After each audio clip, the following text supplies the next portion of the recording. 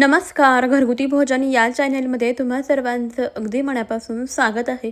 आज आपण गव्हाच्या पिठामध्ये किसलेला बटाटा टाकून अतिशय पौष्टिक आणि भन्नाट अशी रेसिपी बनवणार आहोत, जी की तुम्ही या अगोदर कधीही बनवली नसेल.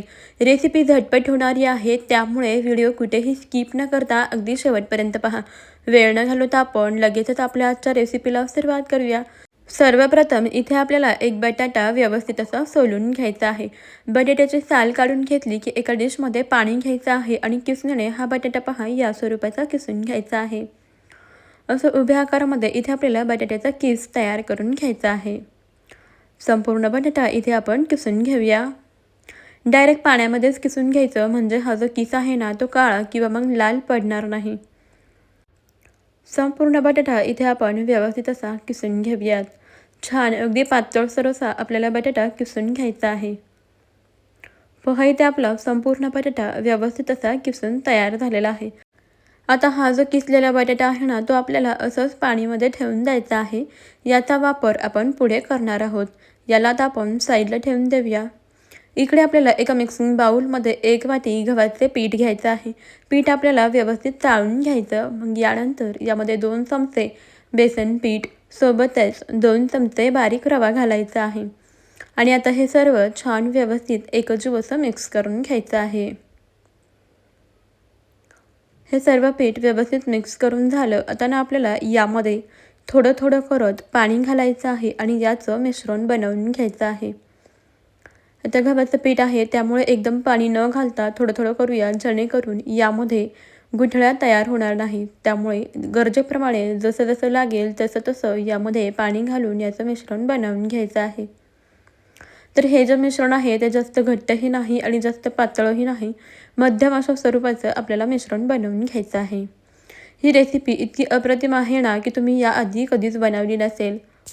इतकी भन्नाट आहे, पौष्टिक आहे, अगदी कमीत कमी तेलामध्ये तयार होते. यासाठी आपल्याला कोणतीही पूर्वतयारीसुद्धा करावी लागत नाही. पहा आता आपल्याला यामध्ये थोडं थोडं करत पाणी घालायचं आहे आणि व्यवस्थित असं मिक्स करून घ्यायचं आहे. यामध्ये अजिबात गुठळा वगैरे राहायला नको. पहा इथे आपलं मिश्रण तयार झालं. आता यावरती झाकून 10 मिनिटाकरता पीठ साईडला ठेवून द्यायचं आहे. 10 मिनिटानंतर यावरचं झाकण काढलं आणि पीठ व्यवस्थित मिक्स करून घेतलं. पहा हे पीठ अगदी व्यवस्थित असं भिजलेलं आहे. आता यामध्ये आपल्याला बारीक चिरलेल्या भाज्या घालायच्या, जसे की कांदा, हिरवी मिरची, पाववाटी इतके मटर घालायचे आहेत, पाववाटी टोमॅटो आणि शिमला मिरची घालूया. इथे माझ्याकडे ज्या भाज्या अवेलेबल होत्या त्या मी यामध्ये घातलेल्या आहेत. तुमच्याकडे ज्या ज्या भाज्या असतील किंवा ज्या भाज्या तुम्हाला आवडतात त्या तुम्ही यामध्ये घालू शकता. सर्व भाज्या घालायच्या आणि व्यवस्थित असं मिक्स करून घ्यायचं. भाज्या घातल्यानंतर पहा आपला हा पदार्थ ना आणखीनच पौष्टिक होतो. व्यवस्थित असं मिक्स करून घेतलेलं आहे. आता ना आपल्याला यामध्ये जो आपण सुरुवातीला किसून घेतलेला बटाटा होता ना तो घालायचा आहे. आता पाण्यामधून बटाटा व्यवस्थित असा पिळून घ्यायचा, निथळून घ्यायचा आणि मग यामध्ये हा बटाट्याचा किस आपल्याला घालायचा आहे. किस घालून व्यवस्थित मिक्स करून घेऊया. किस पहा अगदी पातळसर असं बनवून घ्यायचा, म्हणजे नंतर आपण याला जेव्हा शिजवू तेव्हा बटाटा पटकन असा शिजला जाईल. आता यामध्ये आपल्याला चवीप्रमाणे मीठ घालायचं आहे आणि भरपूर अशी बारीक चिरलेली कोथिंबीर घालूया आणि व्यवस्थित असं मिक्स करून घेऊया, एकजीव करून घेऊया. यानंतर आपल्याला यामध्ये घालायचं आहे 1 चमचा पांढरे तीळ.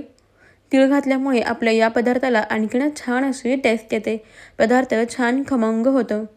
आता पीठ जरासं घट्टसर झाल्यासारखं वाटते, त्यामुळे आपण आणखीन 1 चमचा यामध्ये पाणी ॲड करूया आणि व्यवस्थित मिक्स करून घेऊया. इथे पहा पिठाची कन्सिस्टन्सी अगदी परफेक्ट झालेली आहे. छान असं इथे आपलं हे गव्हाच्या पिठाचं मिश्रण तयार झालेलं आहे.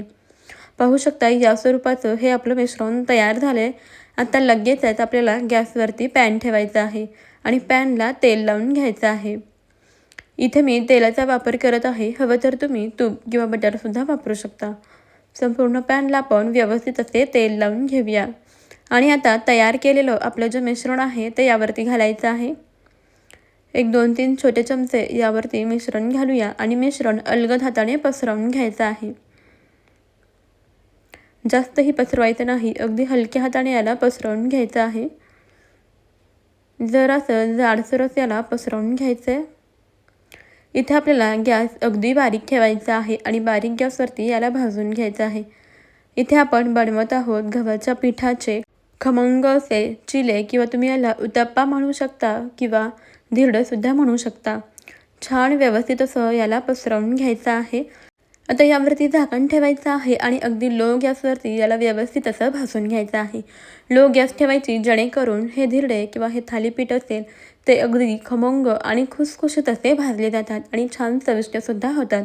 एक 4 ते 5 मिनिटानंतर यावरचं झाकण काढलं. आता आपण याला पलटी करून घेऊया. पहा, खालच्या बाजूने हे अगदी व्यवस्थित असं भाजलं गेलेलं आहे.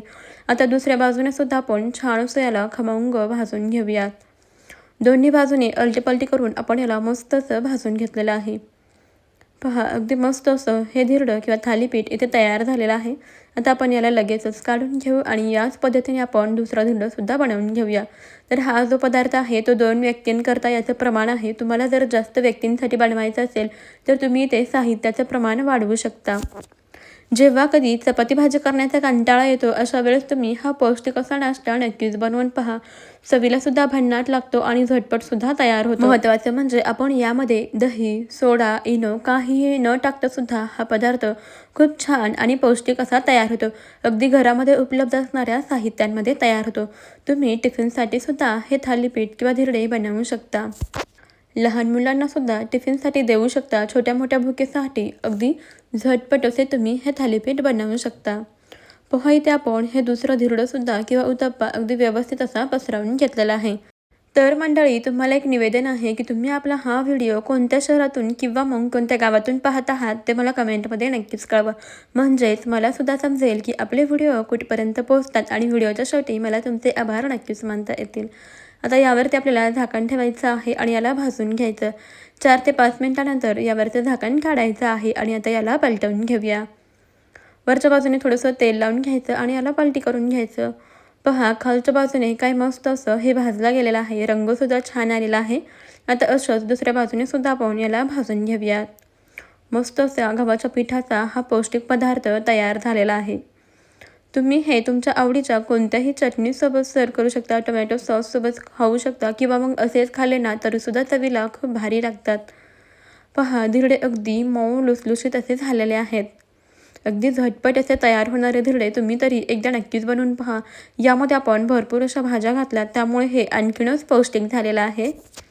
तुम्हाला आपली आजची ही रेसिपी कशी वाटली मला कमेंटमध्ये जरूर कळवा. जरासुद्धा आवडली असेल तर एक लाईक नक्कीच करा.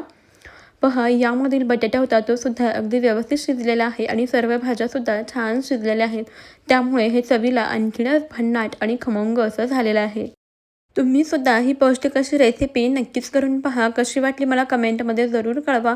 आणि हो, तुम्ही जर आपल्या घरगुती भोजन या अस्सल मराठमोळा चॅनलवर नवीन आला असेल किंवा चॅनलला अजूनही सबस्क्राईब केलं नसेल तर पटकन सबस्क्राईब करा आणि त्यापुढील बेल आयकॉनसुद्धा प्रेस करा. म्हणजेच आपल्या येणाऱ्या नवनवीन भन्नाट आणि युनिक अशा रेसिपीचे अपडेट सर्वप्रथम तुम्हाला मिळतील.